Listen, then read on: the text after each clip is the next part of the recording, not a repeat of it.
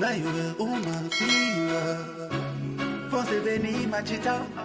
guys, welcome back to our channel. This is our first mental health Monday. So welcome to our mental health Mondays, and we hope that what we have to say and our stories can help someone somewhere out there. So let's get it going. So guess who's back? Get. KG back. Tell your friend. Let's talk about it. Today's topic.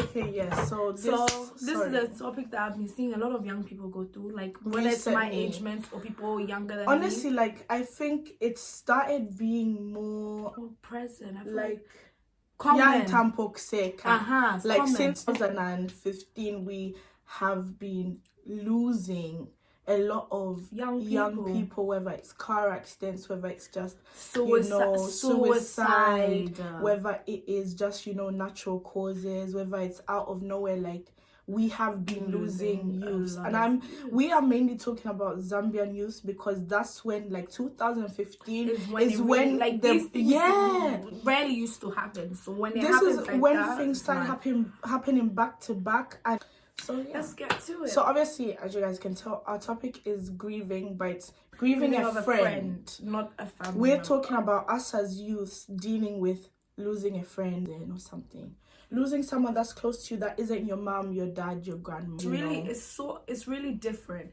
Like I feel like the pain is different. I had a best friend. She was the most gorgeous girl you would ever meet. A picture. Like she was the most beautiful, down to earth, big brown eyes. Her smile.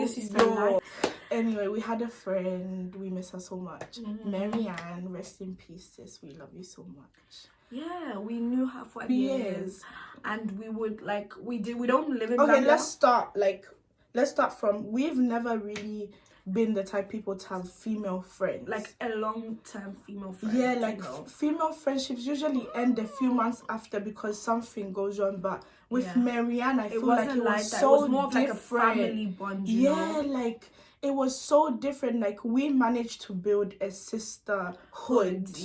In the 3 years that we knew each other. But what I can tell you is that girl, like out of this world, her laugh, she had the most infectious laugh. You hear this all the time, but people talk, but like what we're saying is an exact representation of Marianne. She was just amazing. We were the same age. She was slightly younger than us, so she was born in November, we're born in January, so like about 11 months or something like that. So anyways, in 2015 she got in a car accident and she was in a coma for 12 days and then she passed away. Wait, first of all, let's start from how we found out she was in a car accident. Like we were just having a normal day with our mom, our cousin, our auntie came over, our cousin, like a baby.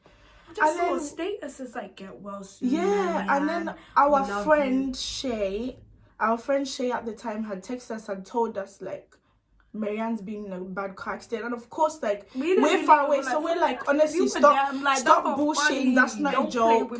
Don't play with our emotions. That's not, don't do that. Like So we called her mom and we were like, and we called our dad. What's going on? Is everything okay? She's like, yeah, she's in hospital. But it actually was really bad. Like they didn't find her conscious on the scene.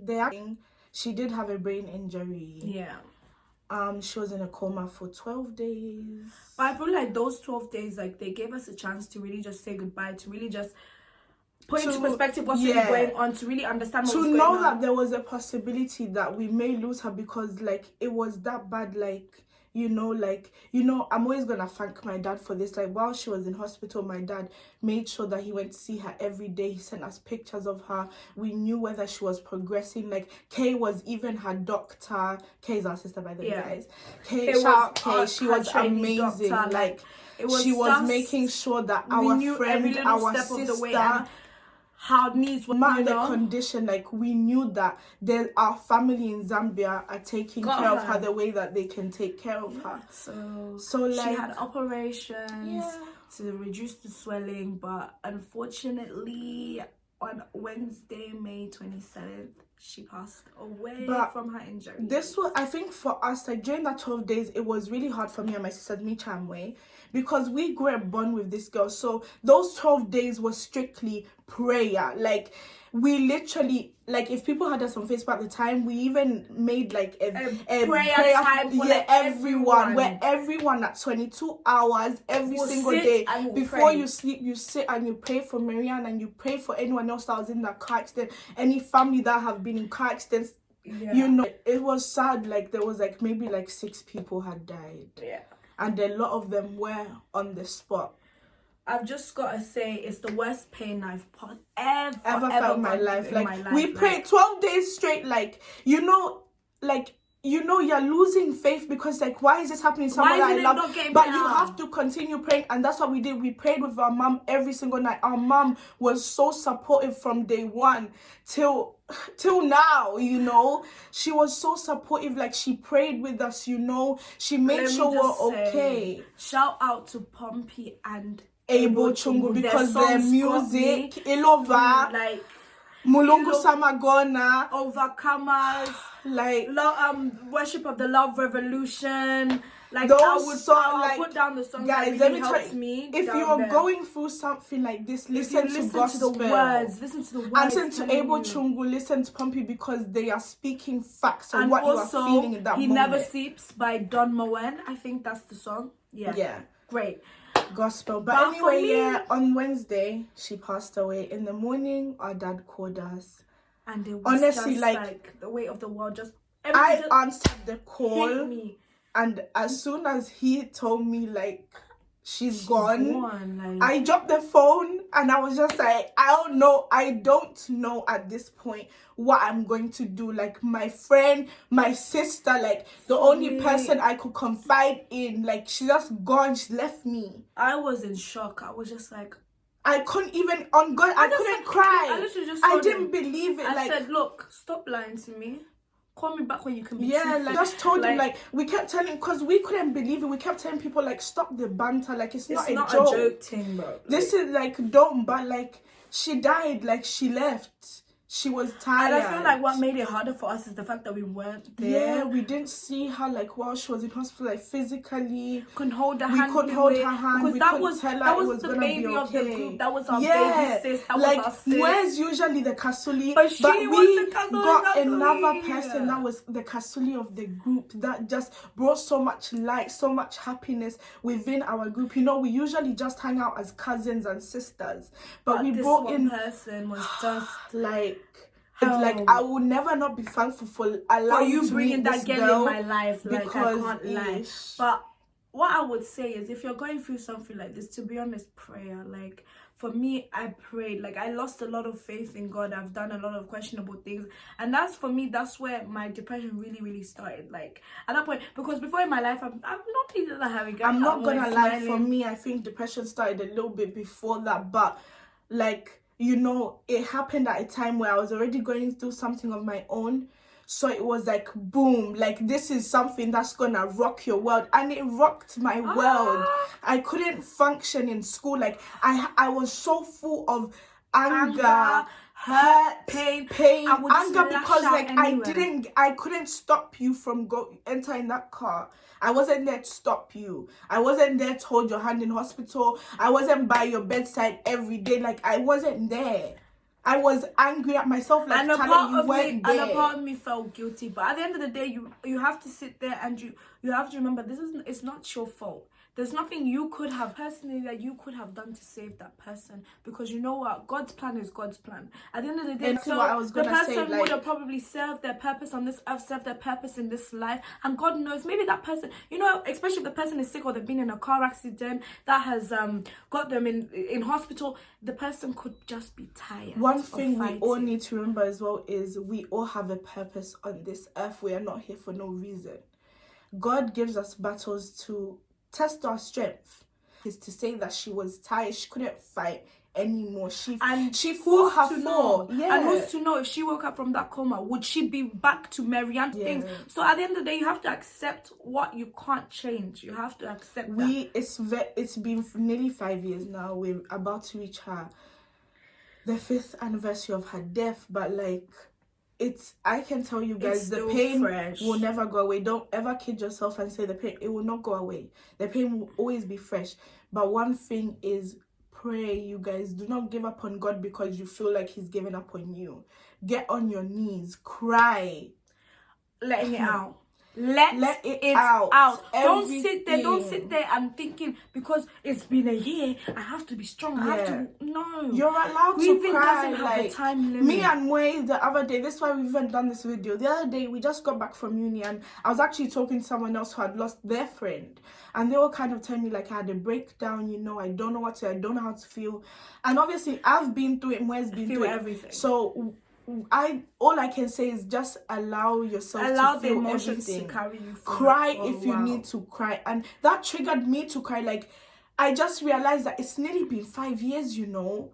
You haven't been a part of my life. You haven't been part of my milestones for 5 years.